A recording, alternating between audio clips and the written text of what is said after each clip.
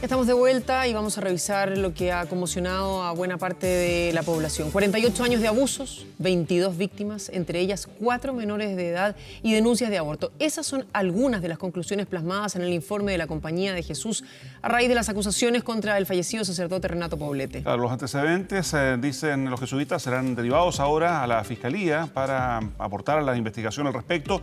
Queremos analizar todo lo que ha ocurrido en las últimas horas junto al abogado canonista, vocero además de la organización Voces Católicas, Alejandro Álvarez, que nos acompaña aquí en el estudio. Alejandro, muy buenos días. Buenos días. A ver, casos de denuncias comprobadas de abusos cometidos por miembros de la Iglesia ha habido lamentablemente muchísimos. Así es. ¿Qué hace diferente este caso de los anteriores? ¿Qué hace diferente el caso que se ha constatado en contra del fallecido Renato Poblete distinto a los otros?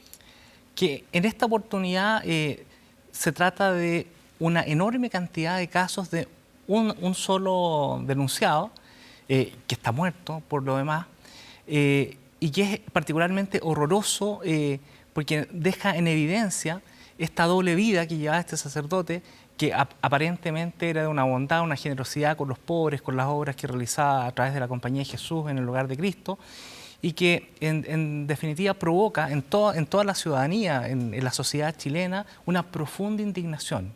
Estamos espantados, estamos indignados, porque es mucho más de lo que pensábamos que era. O sea, cuando se inició la investigación todos supusimos que evidentemente se iban a encontrar víctimas, pero no la cantidad, no la envergadura del daño que ha causado este hombre a las víctimas. Tanto tiempo también. Y durante tanto tiempo. Es terrible. Pero a ver, cuando usted habla de no se esperaba que tuviera la envergadura, que fuera la cantidad de casos, basta con un caso, me parece. Sí, no, uno ya es terrible. Ahora, cuando se habla que en este informe no hay datos suficientes para que haya encubrimiento y se sabe que una de las víctimas le dijo, no en secreto de confesión, a otro sacerdote qué es lo que estaba ocurriendo, pero por favor que no dijera nada, que no revelara la información.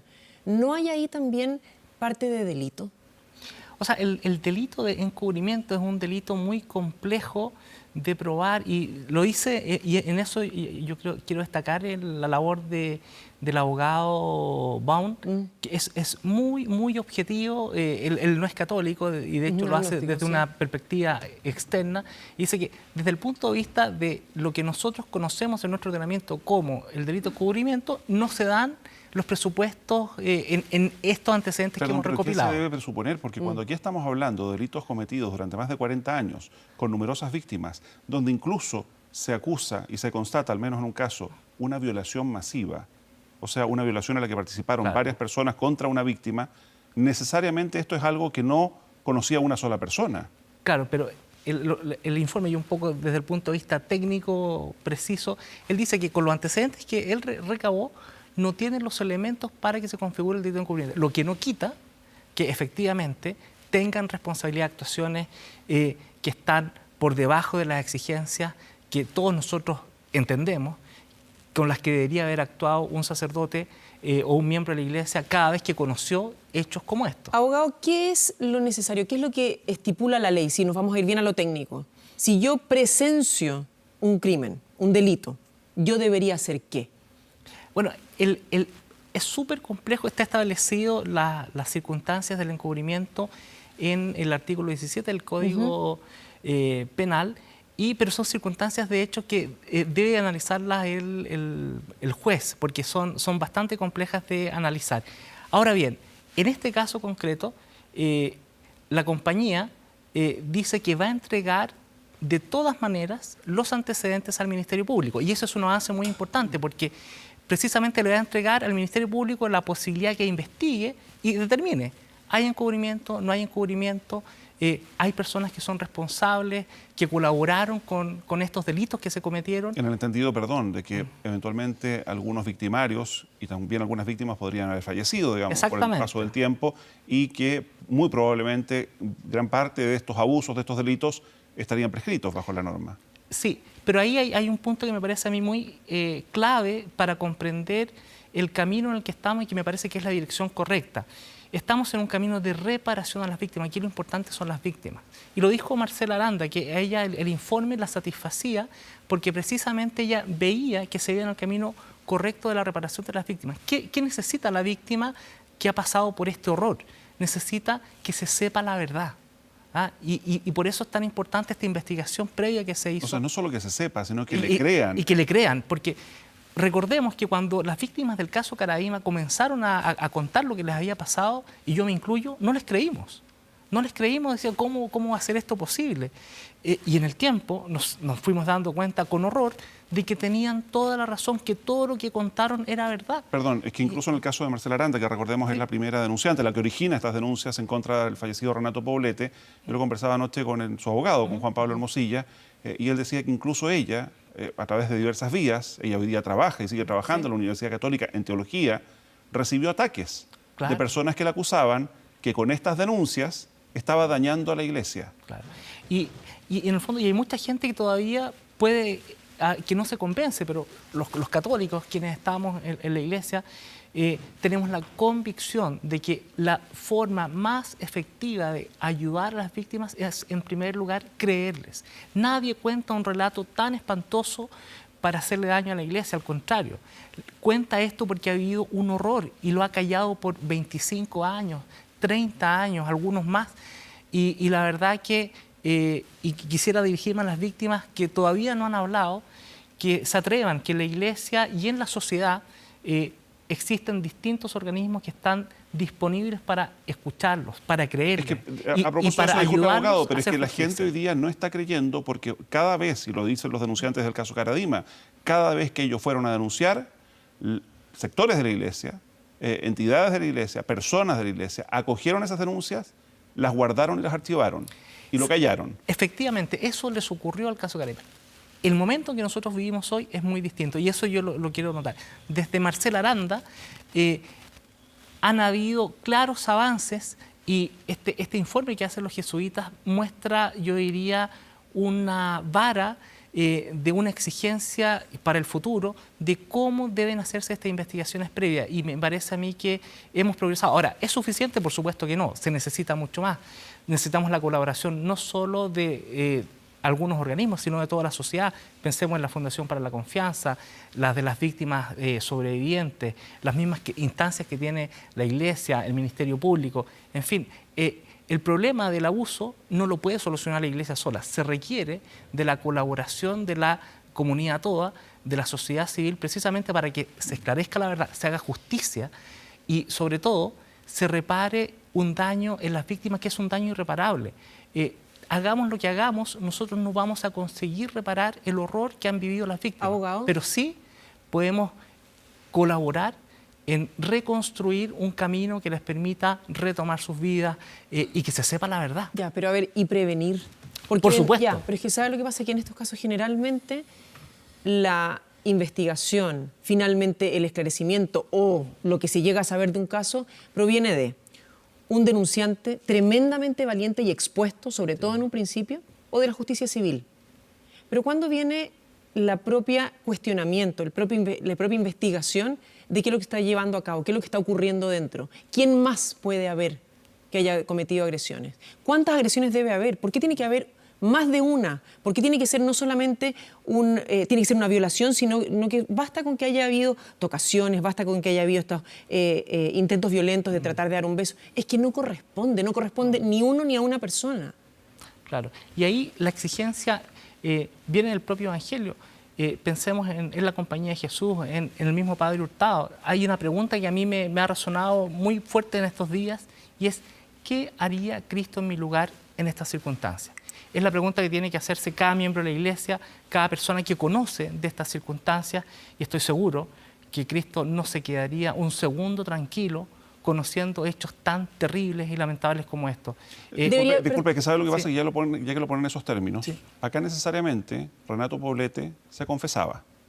Él tenía un confesor. Probablemente. Y ese confesor, necesariamente, por simple lógica, debió haber conocido de todo esto. Y cayó. Ahí nosotros no tenemos cómo saber ese pero si ya se sabe que había conocimiento de toda lógica, pasillo. ¿no? Claro, pero no tenemos cómo saber qué le dijo, qué no le dijo.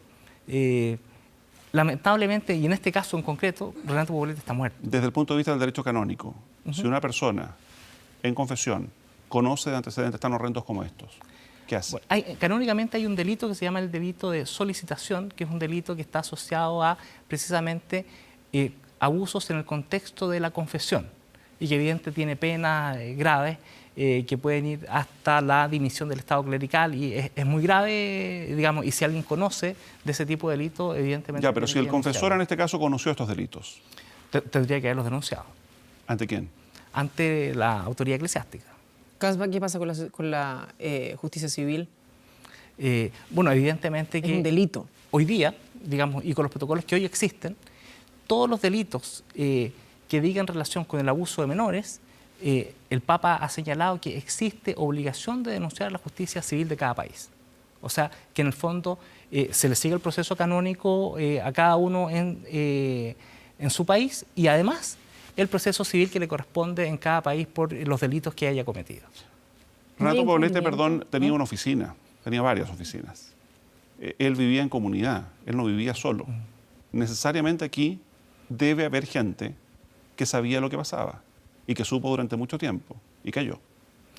Evidente. O sea, a ver, aquí esta situación es tremendamente grave, delicada, y así como las víctimas se demoraron por todo lo que significa hablar, evidentemente debe haber otras personas que callaron y que está en ellos precisamente el señalar la verdad. Y por eso es muy valiente lo que hace la Compañía de Jesús, porque entrega el informe al Ministerio Público para que investigue y que llegue la justicia hasta las últimas consecuencias. ¿Y debería sumarse acciones legales contra la congregación entonces?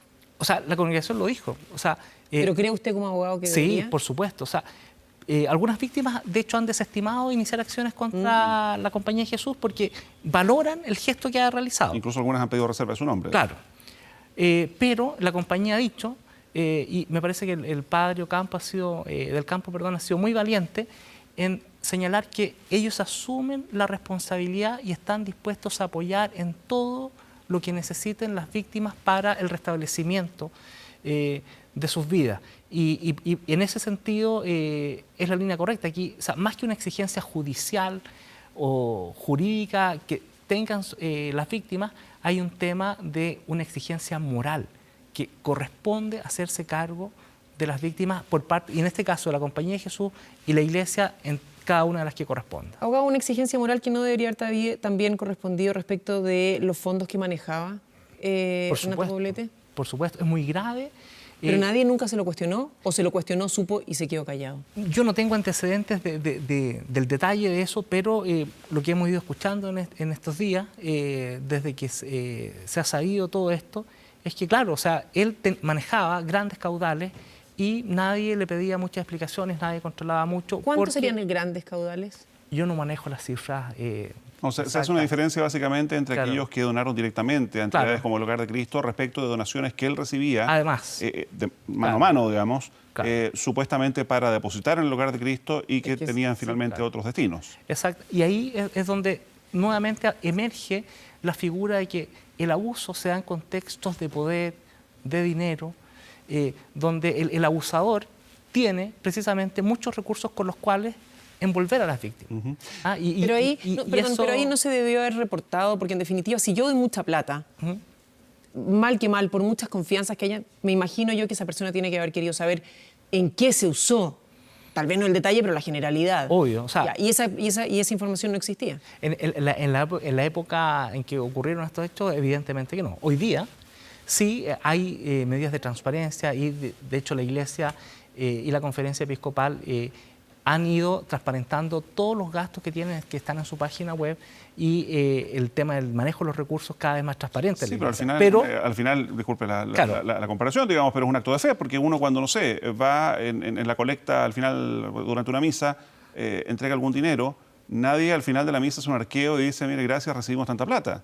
Claro, pero sí, en las parroquias, fíjese, se hace, por ejemplo, estoy pensando en Santa María de las Condes, mensualmente se da una rendición de cuánto se recolectó en cada colecta y se publica en los diarios murales de la parroquia y la gente sabe. Y uno tiene Claro. que creer que efectivamente es eso lo que se recolectó, ni más ni menos, digamos, pero por eso digo, digamos, hay que hacer fe respecto a esa situación en particular. Ahora bien, Claro. quería preguntarle, la última de mi parte al menos, desde el punto de vista más global. Esta mañana, Cristian del Campo, el provincial jesuita, dice que han sido soberbios ellos como congregación durante mucho tiempo para apuntar a otros miembros de nuestra iglesia, porque efectivamente cuando surge el caso Caradima, varios miembros de la Compañía de Jesús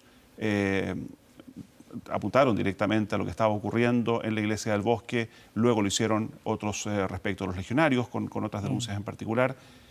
¿Cuán dañada queda la Compañía de Jesús después de todo esto? Por este y otros casos que se han conocido en el último tiempo. No, es un daño fuerte.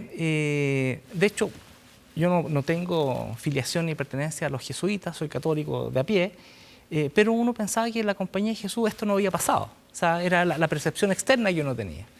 Y claro, darse cuenta que también pasó en la compañía es triste, es lamentable, es horroroso, sobre todo por las víctimas.